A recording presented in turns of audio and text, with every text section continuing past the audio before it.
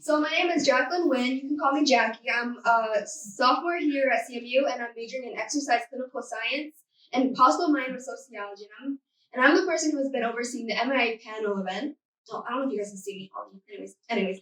Okay. Now, before I introduce the wonderful panel beside me, I want to give a brief lesson on the differences between race, ethnicity, and nationality. So, what is the difference between race, ethnicity, and nationality? Race is usually defined as a category of humankind that shares distinctive physical traits such as skin color and hair texture. Ethnicity is more broadly defined as a large group of people classed together according to common racial, national, tribal, religious, linguistic, or cultural origin or background. Both terms are social constructs used to characterize seemingly distinct populations. Whereas nationality is a group of people who share the same history, tradition, and languages, and who usually live together in a particular country. So now that is all set, now it's time to finally meet our lovely panel.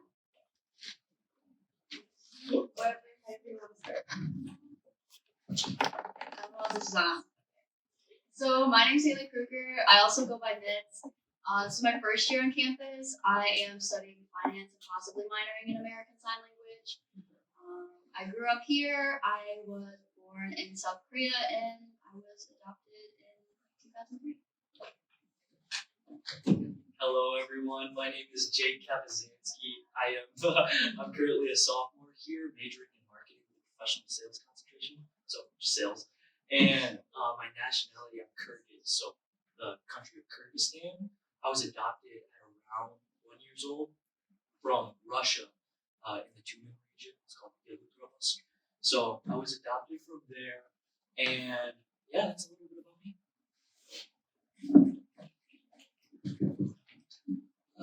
Hello everyone, my name is Izazu. I also go by Izaz. I am an international student here. I'm doing my master's in engineering and I'm from Bangladesh. This is my third semester. I started in spring 2021. So I came here in January last year and I'm expecting my graduation in December 2022. So that's all about me. Thank you. Hello, everyone. My name is Tyler Del Rosario. I am a freshman here at Central Michigan University, studying finance with a possible minor in real estate development. A little bit about my nationality is that my dad is from the Philippines, and he moved here with his family when he was a child.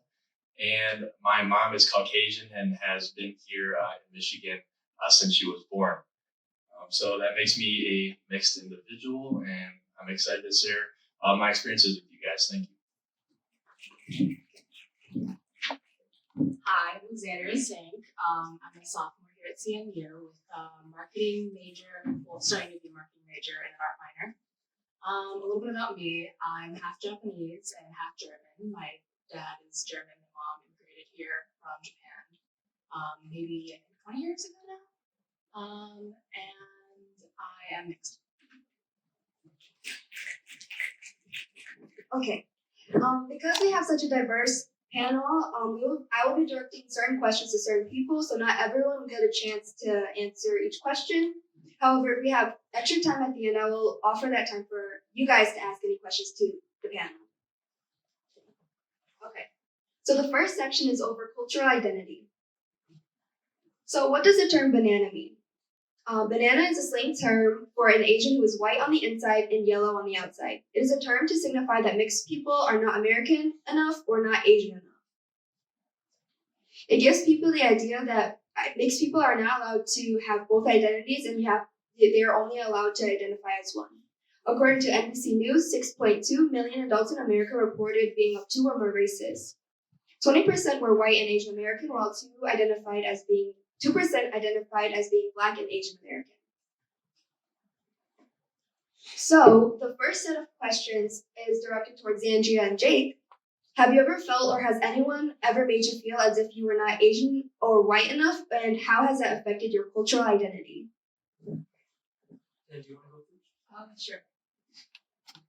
So I think I have had a lot of experiences where I felt like I wasn't either Asian or white enough. I would go home for the summer. I would go to Japan every couple summers, and I have family back there.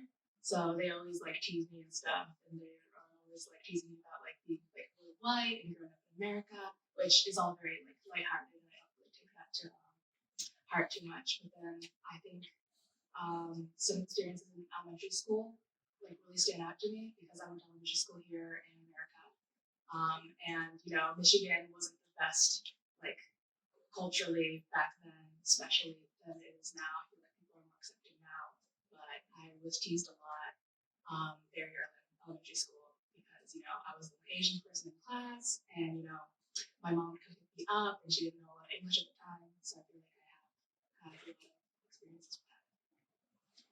Yeah, for me, it's kind of been a little bit different. In elementary school, growing up, just in general, I was definitely bullied a lot for just being quote unquote whitewashed. Just because people had this preconceived notion of who I was and who I was as a adopted individual rather than an Asian individual.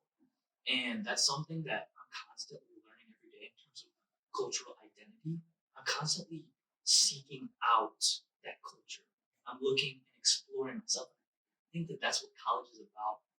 But I also use a lot of the struggles that I've had with my identity. You know, taking a deep dive and looking, hey, where is your roots? You know, when I learn, I'm currently trying to learn Russian right now, and just kind of going back to where I come from because that is a part. That's how I look. I am Asian, and I think a lot of I don't want to speak for other adopted people, but just for me, there was a lot of confusion going about that because I did have a lot of white people. I grew up in a white town, and a lot of white people told me who I'm supposed to be rather than who I wanted and who I am meant to be.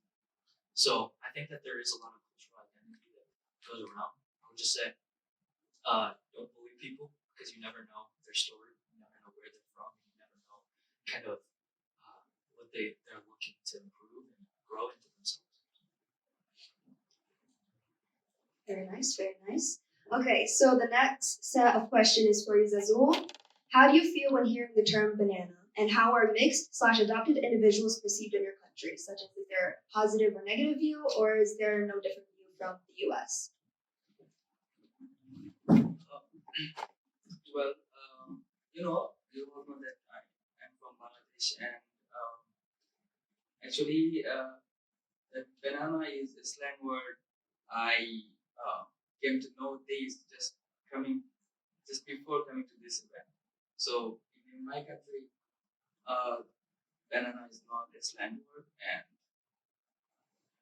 about the adopted part, so most of the Bangladeshi people are from same race, and in our country, adoption is not that common.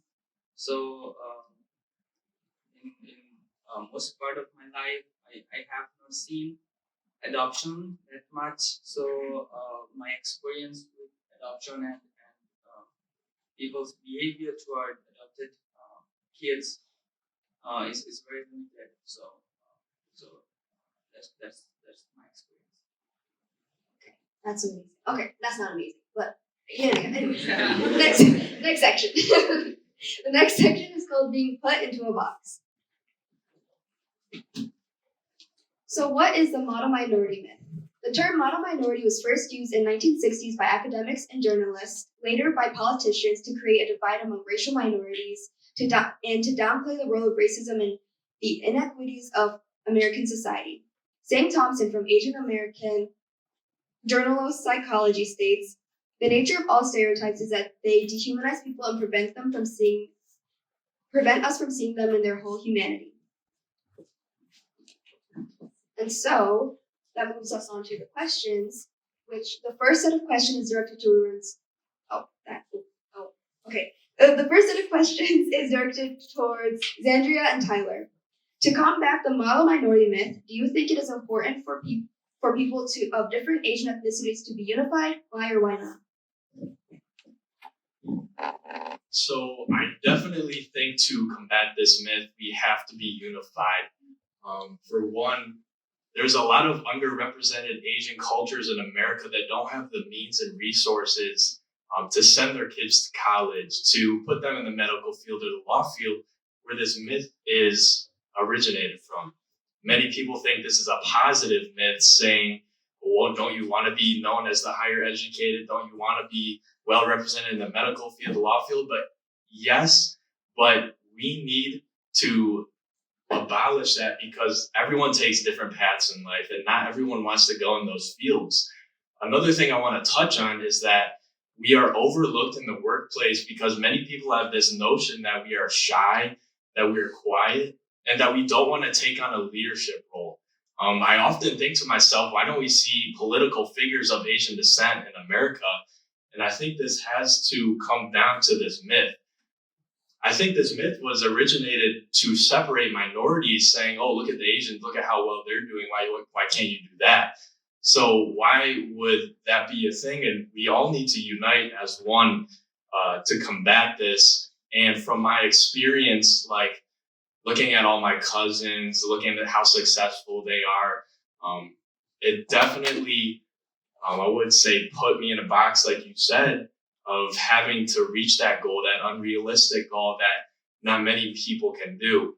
And I think to combat this, we have to educate people and really give real life examples of people going down different paths and not just becoming this model myth minority. Thank you. I think Tyler said this very well. I don't really have too much to add other than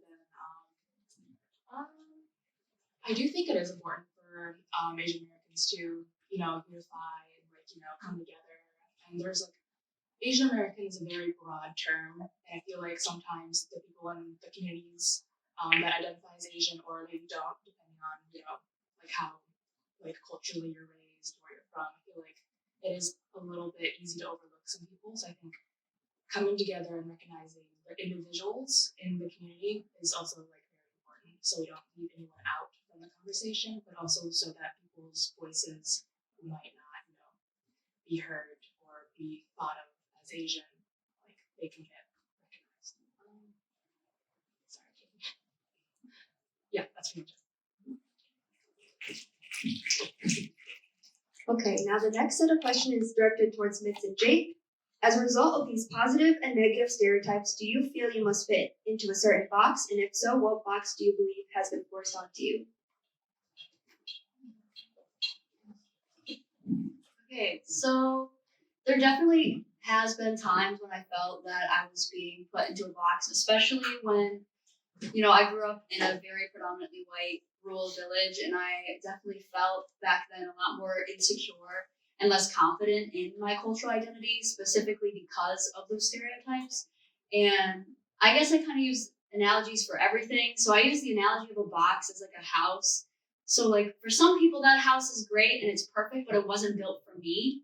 And I spent so many years living in that house that I grew comfortable there. So eventually I figured out that house isn't for me. And I feel like as far as the box that was forced onto me, other than those obvious myths of oh, when you were Asian, you must be good at math, that sort of stuff. I feel like women in general, specifically East Asian women, there's that myth where you have to be less assertive or dress a certain way, be ladylike, and that goes for women in general. And for those who are close to me, they definitely know I don't really fit in that box. So as far as fitting into a box, I definitely feel like you kind of have to step out of that because it's using the analogy of a house. I grew up in a house, not a home, and now I'm learning to step outside of that. As you learn more about your identity, you figure out that you don't need to fit into a box. So, yeah. I think for me, at least, I've always had the box, of course, set up, but it's always been internal. It's always been from and originating from myself. But once I realized and I took a step outside of myself and took a look at who I wanted to be, to even grow the organization of Asian leaders here on campus. I can remember, and I don't know if I've told a lot of my friends here this, but I can remember the first meeting that I ever hosted. Not a lot of people came, so it wasn't that. But I can remember being so scared and vulnerable from my own cultural identity, saying, "Am I good enough to do this?" And one of my, I guess you could say, close friends and mentors, peer mentors, Katia Dominguez, she hosted entire panel. She brought in a professional on imposter syndrome, and something that I take into account is I look and I'm like, am I good enough? Can I do this? And when I'm scared in those moments, and this is applicable to everything in life as well, it is take a step outside of that box, take that leap of faith, and say, okay, I can learn new things. I can become someone greater than my past version of myself, and make the box into a circle, a triangle, whatever I want it to be. Uh, and like, I think there are external forces as well. Literally a few weeks ago, right? I was talking to someone and they're just like, oh, we were talking about finances and business because I love business, but they're like, oh, you must be good at math.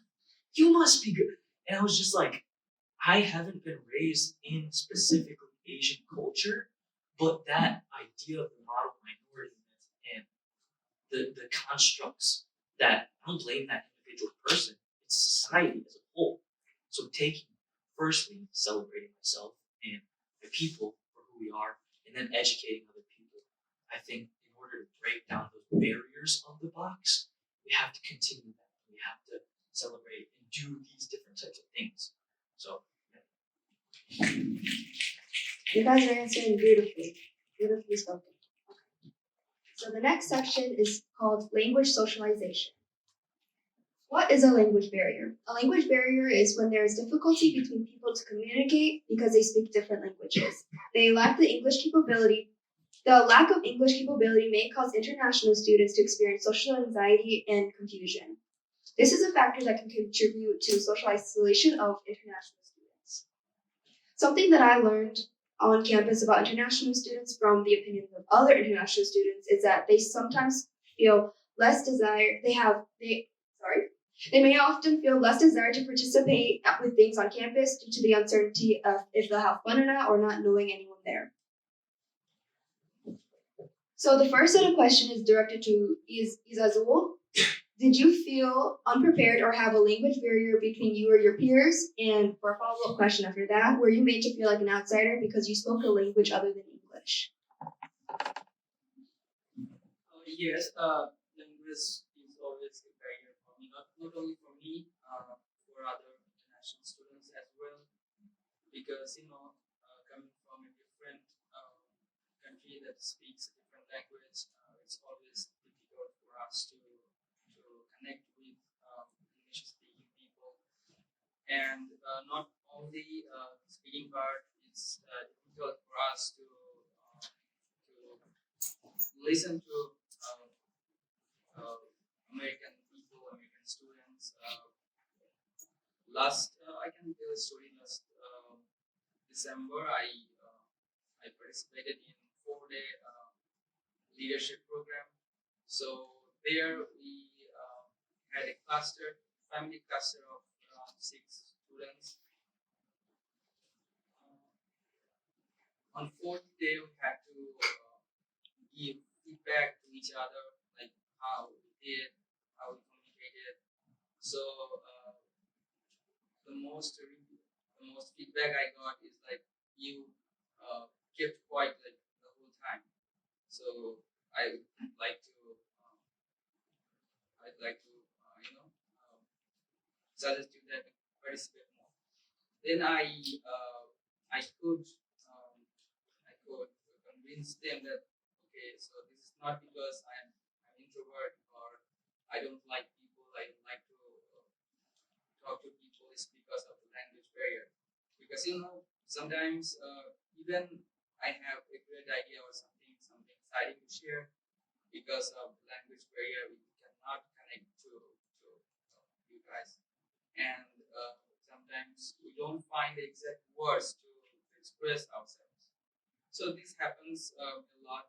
Uh, I think students overcome this issue when they spend a lot of time here, and when they communicate with American students, American people. So, and about the second part, uh, I have, never been discriminated just because of the language. I have been always welcomed in every program I have attended. So I'd like to thank all the people here, all the students here who offered the chance to join those programs. That's all.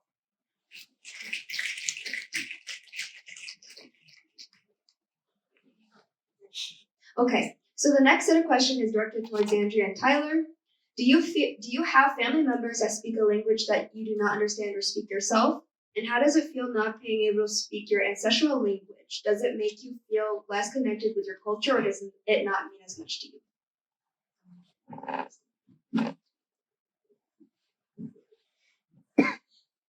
So I do have family members that speak a different language. So my mom's side of family is from Japan, and when she came to the States and had me, she very much raised me with a lot of like the culture, and she put a lot of pride behind what she taught me, and she wanted to make sure that I was like well educated in the culture. So I was fluent. I feel like now that I've lived here for a while, I've kind of lost that, and it does kind of suck because when I go back to Japan, since I don't use Japanese, even though it was like my first language, like I learned Japanese first, and I learned basically English while I was in elementary school, just like as like exposure, just like getting thrown out, and then they're like, oh, like go learn a language, which is fun. But I definitely feel a little bit of a language barrier every time I go back, and it does kind of hurt because it feels like like it was my childhood, and because I'm not using the language, I'm kind of losing it. And every time I come back to America, I feel like I've gotten some of that back, and like I relearned it, but it does get a little harder every time I do go back. But I feel like like speaking Japanese or like eating the food from the culture or like even like hanging out with like other Japanese people, which is very rare for me to find here in Michigan. I feel like I do feel more connected every time, like to the culture, like back to my childhood and my mom's especially.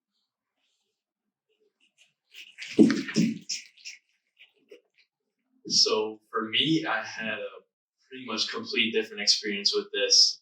When my grandparents were alive, they would speak Tagalog, which was the Filipino native language.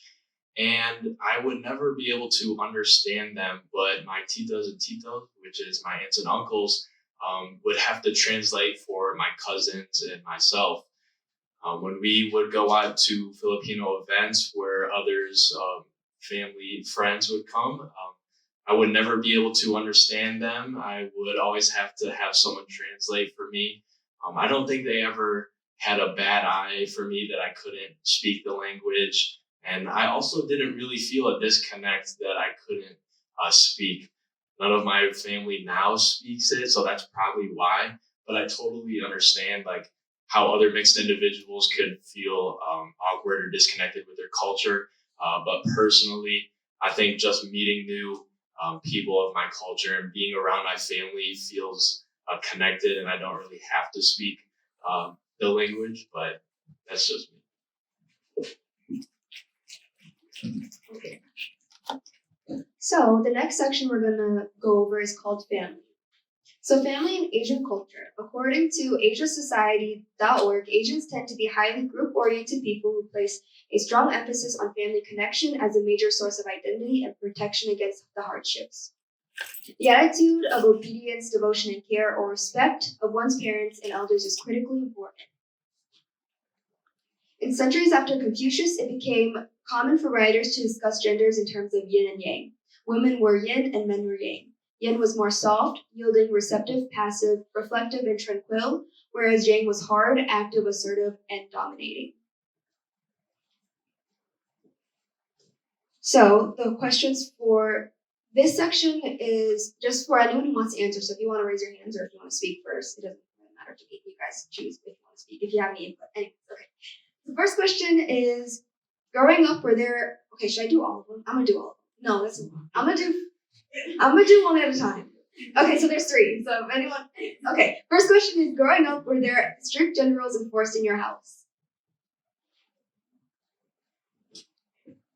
So again, I grew up in a very predominantly white area, rural town, and I grew up with an essentially all white family, minus like me, my brother, and one of my cousins. So I kind of always say that my area is in the past, like a good 40 years, but um, unless you're from there, you wouldn't exactly fully understand. So gender roles were definitely something that were enforced in my area, specifically in like clothing, which is I don't think that's area specific, because as I grew up and I bought my own clothes and I bought clothes that weren't necessarily quote unquote feminine or they looked too masculine for my family's taste. Those types of gender roles were definitely enforced, but I was lucky enough to have very understanding family who taught both me and my brother life skills that for our area were relatively kind of cut off for women and men. We both learned how to cook and clean and do laundry, but we also learned how to use power tools and work in the shop with my dad. So gender roles were enforced in my family, but definitely not as strict as some other families, I guess.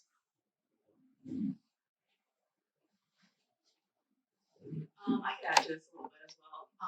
Mine weren't too strict, but I think my mom, especially when I was younger, she definitely was more, I guess, traditional in the way. Like I remember I have like a really distinct memory of me as a child wanting a Lego set, and what was super funny was she didn't want me to play with Legos because she thought it was like manly, like a boy's toy, or like my brother would have like Beyblades, and I wasn't allowed to have Beyblades or Pokemon cards because it wasn't, I guess, feminine looking. Um, I feel like that's just more, I don't know, from her time, and she's definitely gotten better over the years. But that's just an example. Okay, if no one has anything else to add, I'm gonna move on to the next question. I'm talking slow just in case anyone wants to cut me off. Okay, so the next question is: what gender roles? What gender roles do you think were pertinent in your family or the way you grew up, and what was the expectation of your role in your family?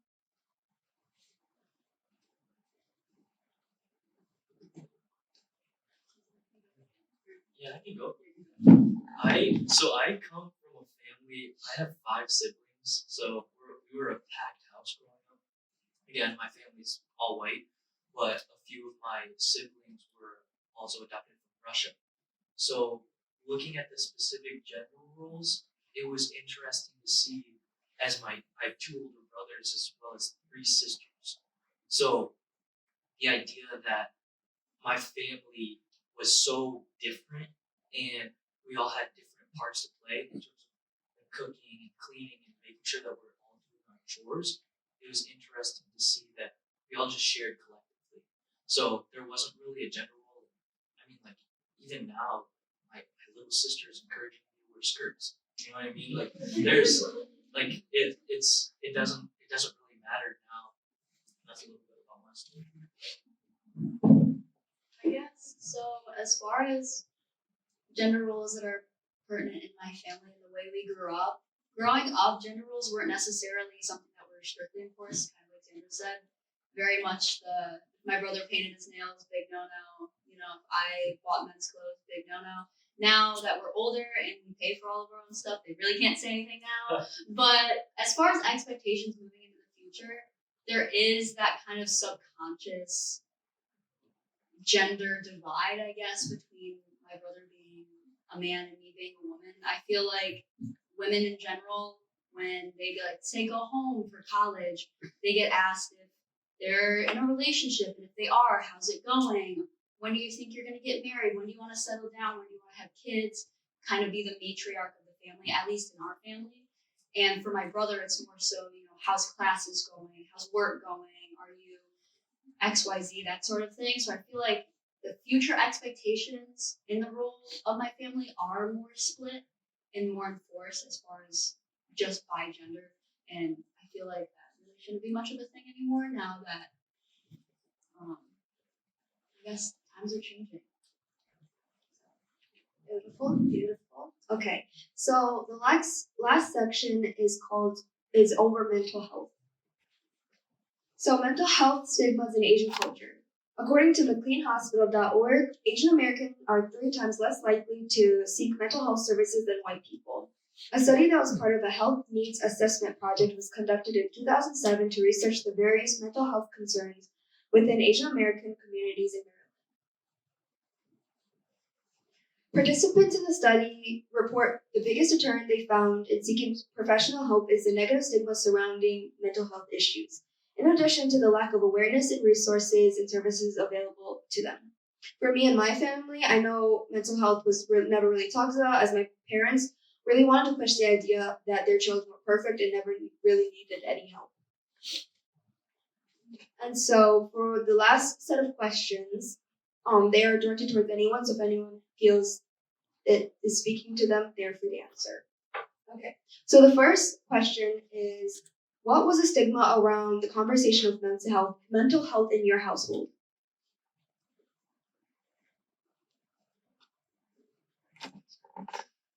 So for my family, we never really talked about it, but I knew they were always there for me if I needed them.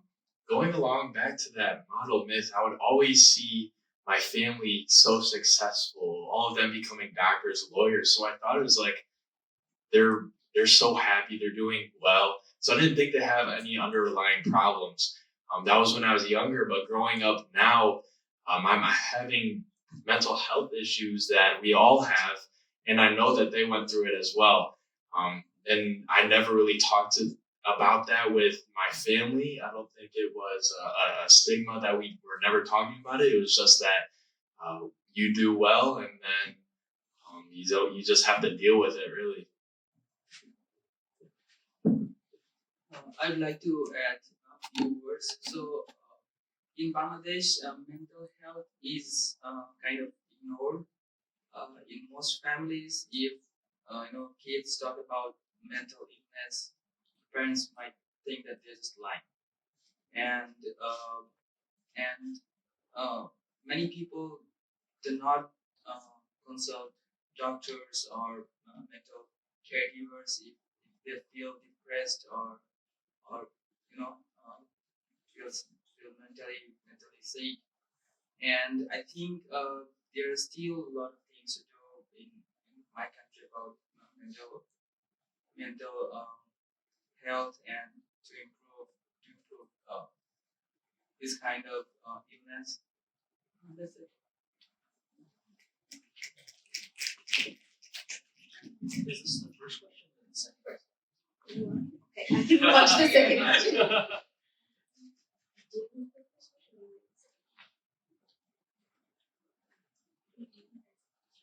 Okay, so I can answer the first question. So sorry.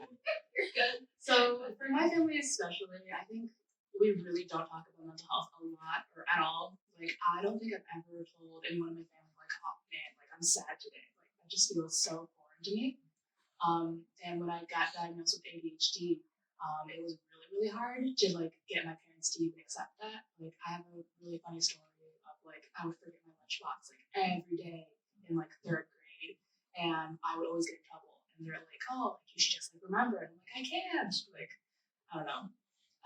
But it just like I would like explain my problems to them, and they're like, "Oh, well, everyone does that." And I'm like, there might be something behind that, but it definitely took a lot of convincing to even start talking about it or stuff like that.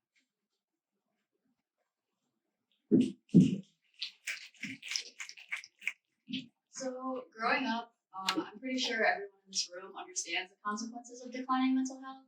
Whether it's a family member, yourself, a friend, a family friend, whoever it is, I feel like we all understand the consequences around mental health, but there still is that stigma. Personally, in my family, we do have experiences with it, and even though like we understand the consequences and have gone through some of them, there still is that stigma. There still is that hush hush, kind of how Jackie was mentioning, where it's, your parents just want to portray their kids as being perfect. Your parents are probably bragging about you right now somewhere, saying like, "Oh, my kid is at Central Michigan University studying so and so," but they still won't talk about that stigma around mental health because it, in a lot of the older generation's eyes, kind of devalues you or makes you less perfect of a person. And I feel like that whole stigma around mental health definitely needs some work, especially in other international foreign countries where the stigma and the silence on it is even worse.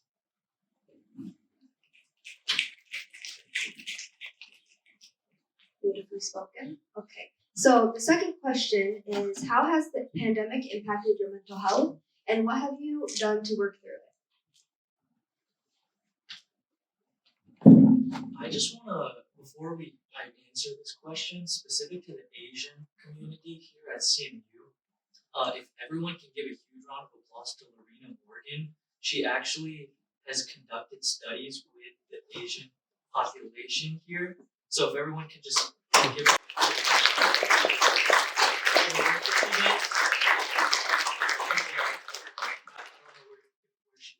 Oh, could you stand up so everyone?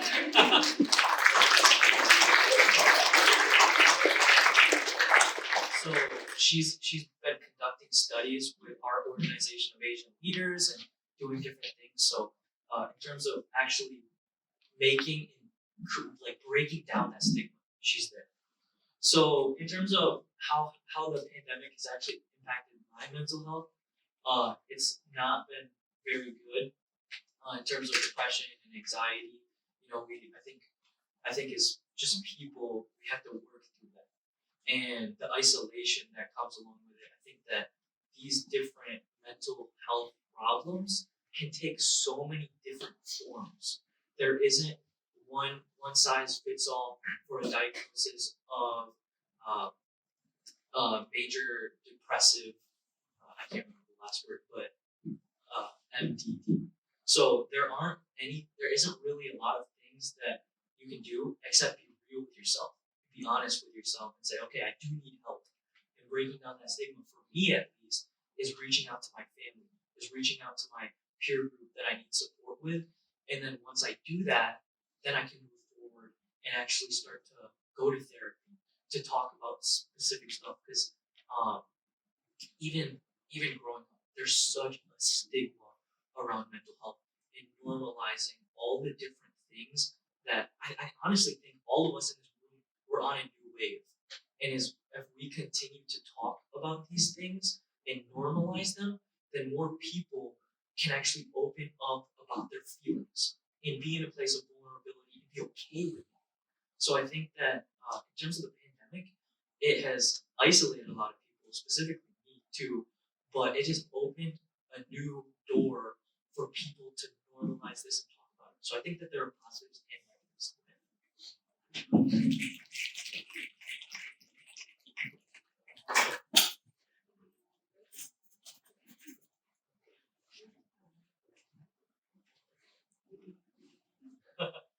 So as far as the pandemic impacting mental health, for me personally, I did a lot of the grocery shopping at the very beginning for my grandparents and members of my family who were more at risk health wise.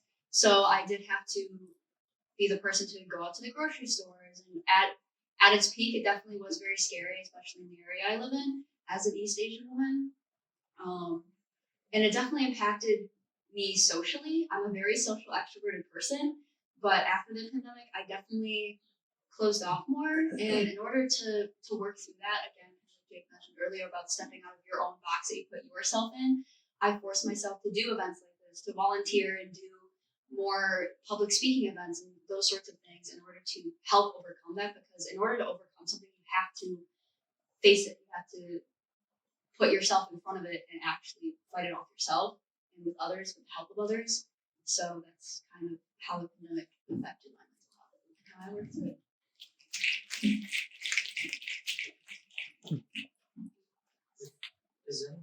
Because I can talk a little bit more about the stigmas around the Asian community. A lot of, at least for me, I can remember going through. I'm sure all of us use social media, but I can remember going through Instagram and just literally seeing all the anti-Asian hate of like my people getting abused on the streets and getting their faces punched in and thrown down on the ground. Just the most terrible physical assault that you could see, and I couldn't do anything about it. So going as an Asian man and seeing all these different things happen to people that look exactly like me was so scary. That starts anxiety, of course, because going into social settings, right? The idea that we are we are the originators of COVID, and we have the disease with us. That preconceived notion that was built because of certain governmental authorities. It's pretty dangerous. So anything that we can do to reverse that idea of educating everyone that we aren't that specific person, we are our own selves, then we can break down that stigma around the Asian community. Yeah, there are a lot of layers to it, which is pretty sad.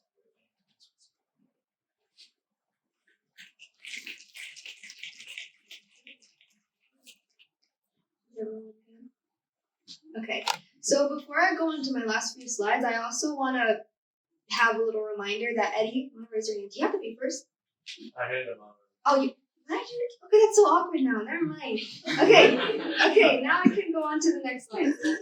I want to give a special shout out and thank you to everyone on the screen right here because they helped me a lot with planning my event, helping me with the questions, and just supporting me in a lot of ways.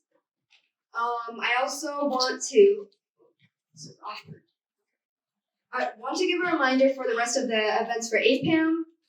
We have the Delano Mangos event that's happening this Thursday, which is MAC approved in the UC Auditorium. We also have the basketball tournament, which is not MAC approved, but it should be really fun. So if you want to sign up, you can look on the OAL CMU Instagram page, which has the link, I believe.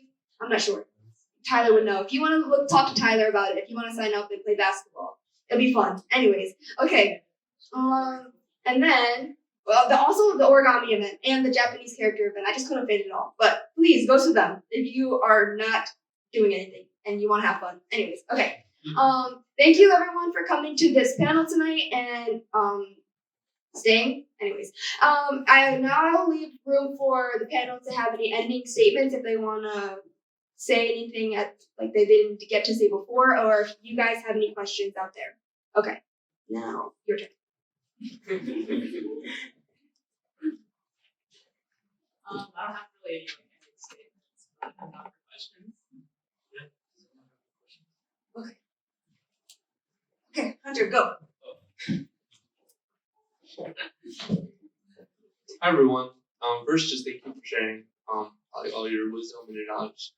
The question that I have for the mixed students or adopted students, was there any moment like growing up where I don't know, maybe your family or your parents had to talk to other family members for maybe inappropriate comments regarding your race or ethnicity?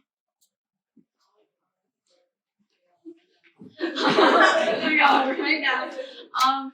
So I grew up in a basically all family. We had my one cousin was mixed, and then me and my brother are both South Korean. And there definitely is a lot of discrimination in my area. And I specifically remember this is one of my first cousins too. Like, granted, he was really young, and it was something that it was taught through, school institutions and not monitoring social media correctly and those sorts of things, and would always call me a China doll all the time, and I'm not even Chinese. But anyways, and there was a lot of times where they had to correct him about it. It eventually got to the point where they just kind of like gave up. It was kind of like trying to open a door that would not open. As far as like my parents, especially like being adopted, my parents having that conversation with me about it, I don't vividly really remember that conversation. My mom is a 5'4" redhead, and my dad is a 6'2" German. It's pretty obvious for me, but I don't really remember that conversation. It was just always something that we talked about. But it is interesting, especially for like the people who identify as women in the room. We never talked about the idea of like pregnancy or having biological children. So that whole piece of like maternal instinct, that sort of thing, definitely wasn't there for me. Like, it just wasn't something we talked about. But you know, there wasn't really a time when we specifically were told. There was a lot of times where we had to correct other people. I mean, I can remember growing up and even talking to my mom now, growing up, experiencing anti-Asian hate, the typical go back to your own country, you don't belong here, these type of things that were said when I was a little kid, right? I didn't understand, couldn't grasp the concept, but I could understand the tone, and I could understand the physical messages that were going on because it happened a lot like sports. It happened a lot as I was emerging as a young man, and that's critical to your growing years when you're figuring yourself out. When you have people telling you that you don't belong here, it really does have an impact. So reversing that, and even having conversations with my mom now, she said during that time she didn't know what to say. Quite frankly, because she's a white female in America, she couldn't understand the relationship that I had to that hate. So understanding, educating, and also growing with my family as well, it's a constant thing every single day. Even doing with my god siblings too. I talk a lot about understanding the hate that can potentially happen, and when that does happen, being there and sharing my experiences as well to mentor and guide them through those specific situations. I'll always be there for them as well as anyone else as well.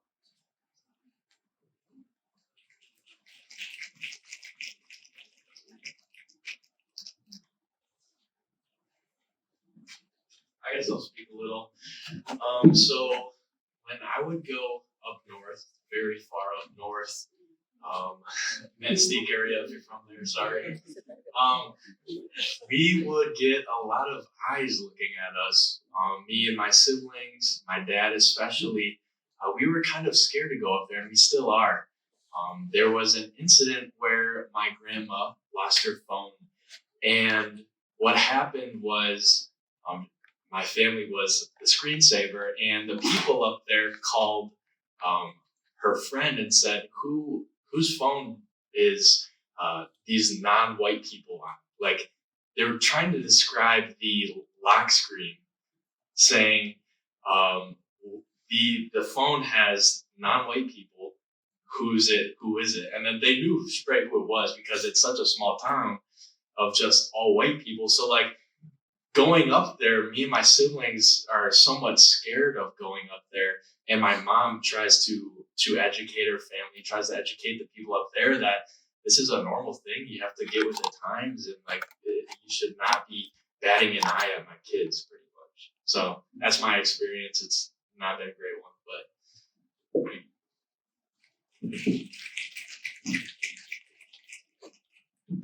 Any more? We're gonna go in order. Can you pass it on? Thank you.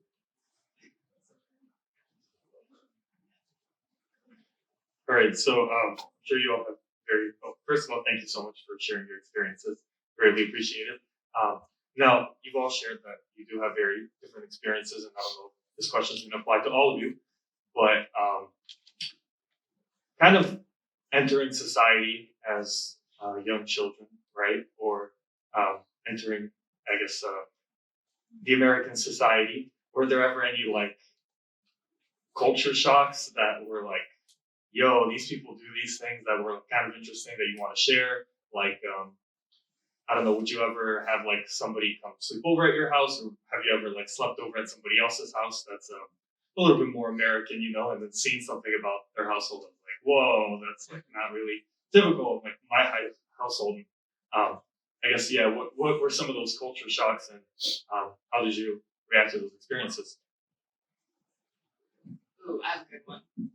So definitely like going over people's houses, like seeing them with their shoes on was like a huge, like, I was like mind blown. I was like, you wear shoes with carpet? Like, it was crazy to me. But a couple of things to think about is like, I don't know, like my first friends that I've ever made, like when I was in elementary school, like she would just like make mac and cheese, and then like, I don't know, she would have like a spoon of peanut butter like for dessert or something. I was like, I don't know, it was like such a weird culture shock to me. I was like, who eats peanut butter like from the tub? I don't know. Nothing to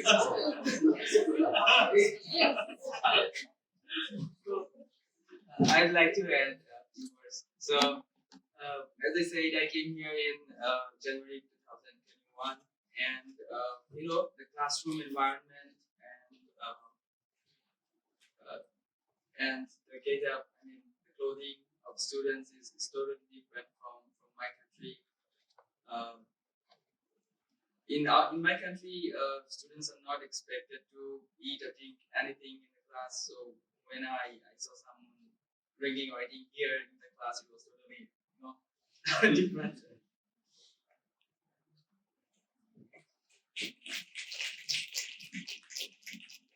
I don't really have anything to say except my dad eats peanut butter out of the jar. So Just like dad things. My dad, Oh, my dad doesn't get it. yeah. Oh my god, it's okay. I gotta go around because I don't have all the. Okay. Next question. Or unless anyone has anything else to say. No? Okay. Okay, so y'all don't have to turn around. Save your necks. It's not a thing, I promise. Yeah. Well, since I have this, if you guys have any of those papers or you haven't checked in, please come see me. But yeah, my question here. So specifically geared more towards the students of mixed descent. How do I explain this? When were you aware of your race, and what was that conversation surrounding your race like with your friends and family?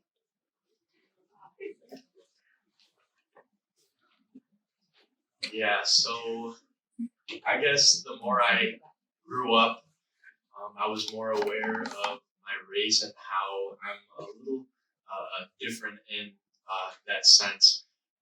I never really understood it when I was young because I went to a predominantly white school, and I felt like I fit in with the other kids. And then once I went to high school, at a public school, because I went to a private school before, I've experienced a little bit more diversity. And I started to find myself and start to dig deeper into my culture and really try to connect with it, if that makes sense. For me, it also was like a little, like, I guess elementary school when I was younger. It's just like, I don't know. I think people would tell me stuff about like being Asian, and I'm like, oh, I guess that's me. Like, connecting all the pieces. And I don't know. I think from a young age, my parents definitely were like, I don't know.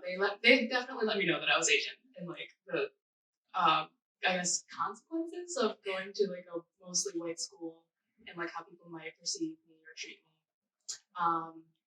But yeah.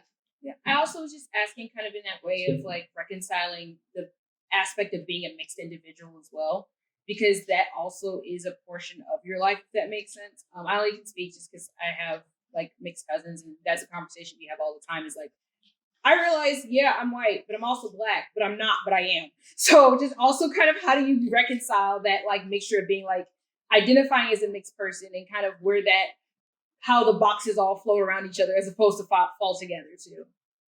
Yeah, I definitely feel like the box. Like I put myself in the box. I don't think it's like other people telling me like, oh, you're not wearing enough Asian enough. But I feel that, and like even coming here on this panel, I'm like, oh my gosh, I feel like I'm not Asian enough to speak on this like panel, even though like there's a spot for like mixed people to speak. And I don't know, but I definitely feel sometimes that like I don't look qualified enough to talk about certain things, or like I don't know, I guess stuff like that. Do you have anything?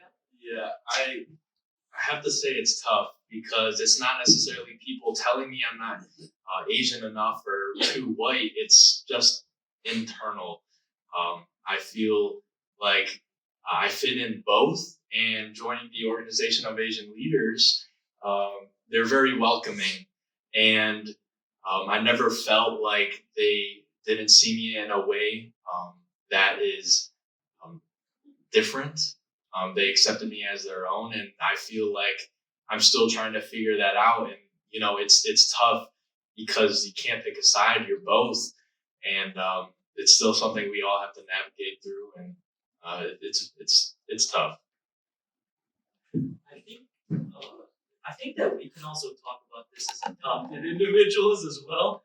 I can remember growing up, there were a lot of white people in my town that would. My dad is white and my mom is white, and they would be like, "Oh, you look so much like your dad," and I was just like, "What? What are you talking about? Like, what are you saying?" And I always knew I'm Asian. My parents made that very, but some white people did say that, and so that created this idea in my head where I'm just like so confused. There's a confusion around my own internal identity.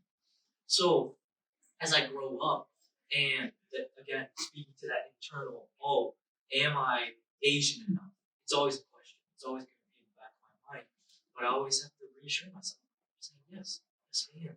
I am me. I am unique. I have these different experiences that accumulate to who I am in the present moment, and that's okay. So I think we have to take our experiences forward.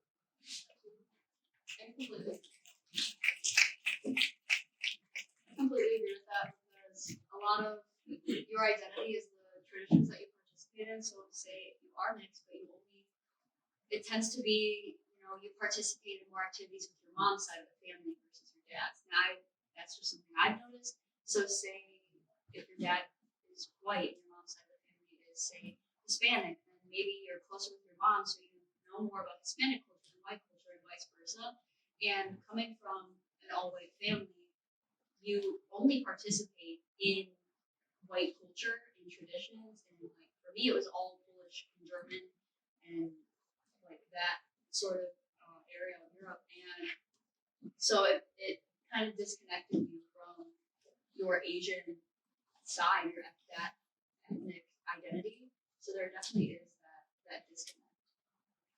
I had people ask, "You look so much like your dad." Not at all. Okay. You want to ask a question? Thank you. Gabby. Hi. My question is, what is one aspect of your culture, whether that's like a celebration or a food or a custom, that you wish non-Asians and mostly Americans would understand more?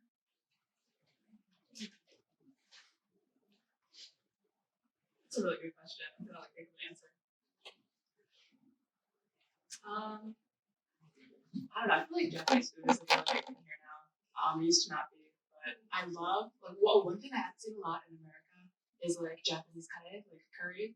Like that is so good, and like every time I go back to Japan, like or like even back home with my mom make it, and I just like feel like people miss out. It's really good.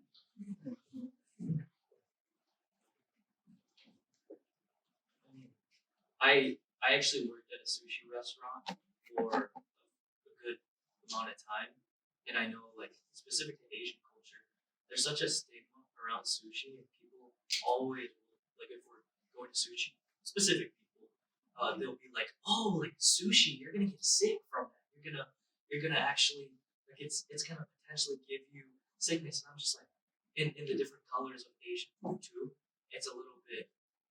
I don't know. I feel like there's a stigma around Asian food a lot that I eat. Also, I think specific to my culture as well, I wish people understood a little bit about this mix that I have. So I have my Asian identity, but I also like have been growing up around white people. So in terms of like going hunting and fishing with my uncles and my grandpas, like I love to be around them when they do that. I love my entire mom's side. We grew up on a farm, or she grew up on a farm. So I love that aspect. And I go out and bale hay during the summer, and that's a part of me too. I love that. So I wish people understood the blending of the two. And specifically, if you want to have any of you watched Kung Fu Panda? My spirit animal is Poe the Panda because he's adopted. He is a goose dad, and he's a panda. You know what I mean? I wish people, yeah. And as he's going on this spiritual journey, I'm just like sitting in the second movie, just with tears in my eyes. I'm like, oh my god, like I relate to this so much. Like I wish people understood that aspect of it, and that it's a blend. It's a beautiful thing. So, yeah.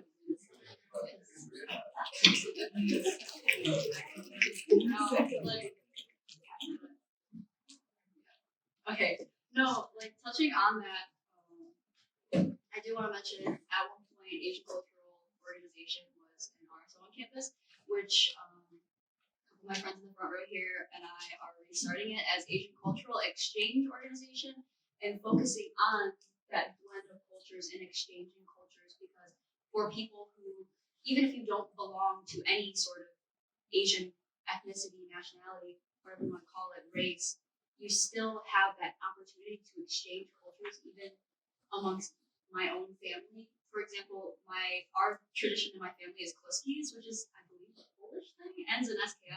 So I'm gonna go with Polish. Sorry, Grandma if I'm wrong.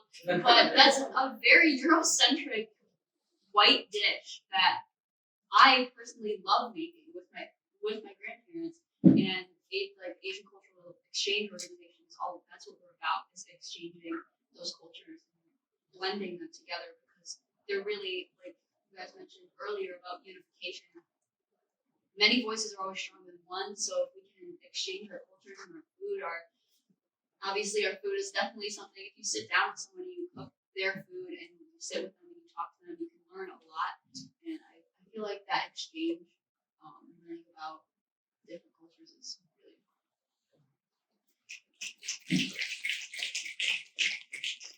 Okay, do we have any more questions? Okay.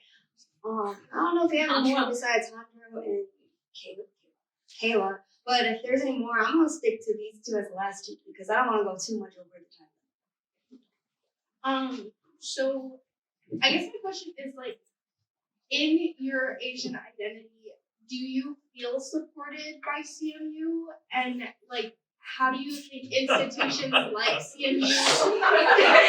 I asked this because I'm an inclusion assistant on campus. So, like, how do you think you could be more supported by CMU and like the people on campus? And what do you think you're missing? You gotta say it. You can go first. I don't feel like we are very supported. I feel like I don't see CMU itself as an organization doing a lot. Like it usually it's just us, like and like other cultural groups, like spearheading everything. You know, like trying to like get people to talk about issues and stuff. At least that's just my experience.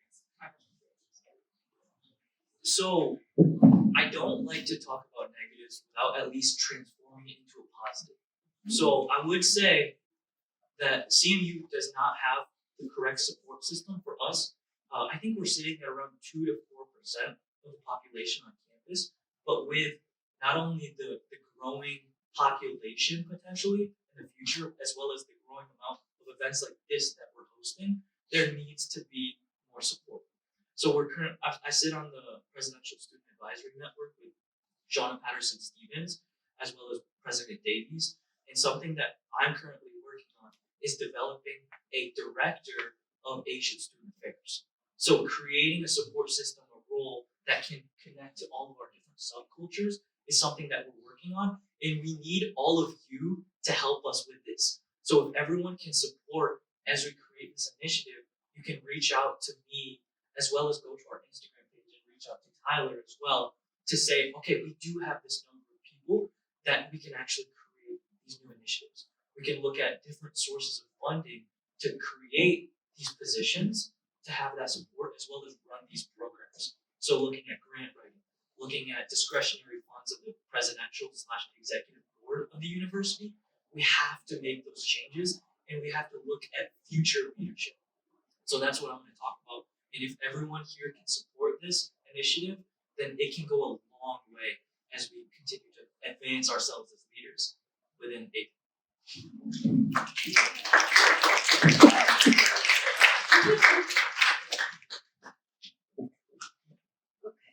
If there's no other comments, Hunter, do you still have a question? Yeah. Okay. This will be the last question. Hi y'all again.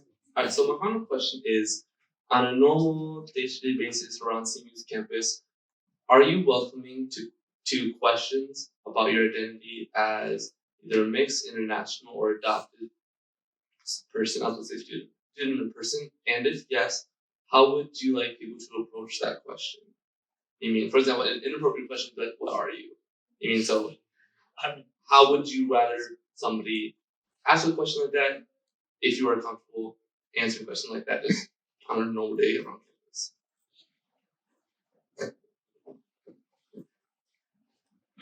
I mean, as far as, just treat it like you would talk to any other person with respect, for sure, number one.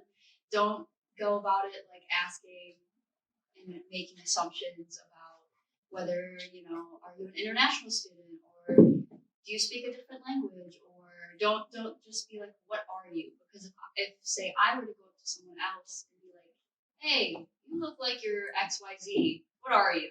That's not exactly the most respectful way to go about it. I am open to those questions. I love talking about identity and how society influences your identity and all of that.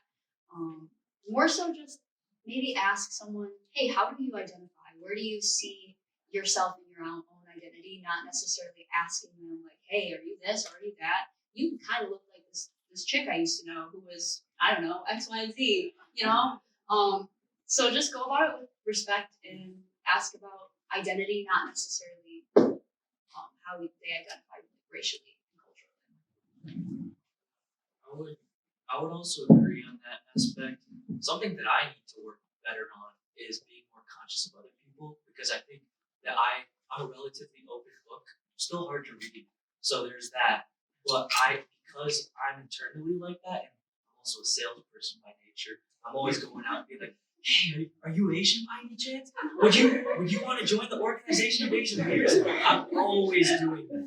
So I even have to work to be more conscious of other people and their comfortability with that as well, and kind of check myself and do some of those things as well.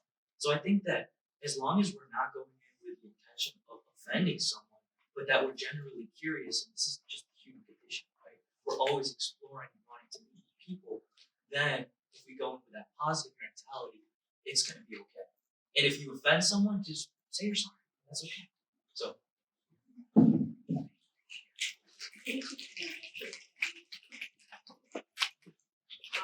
I would say that was too. I'm kind of like Jake. I'm always like, I feel like I need to be better with like checking myself sometimes in those situations, and I'm like, oh my gosh, like, oh my god, you look half Asian. Like, I'm so happy because I'm excited because I'm like, oh my god, like someone else. But yeah, it depends on the person. So I feel like you can't just make assumptions and just like ask them a bunch of like questions all of a sudden, because it's like going up to a white person and being like, oh my god, are you French? I don't know, just like assuming something about something. I don't know, just think about it, or you say something. Okay, any more comments? No? Okay, then I want to thank you all for coming again. Also, I want to can we get a hand for the panel?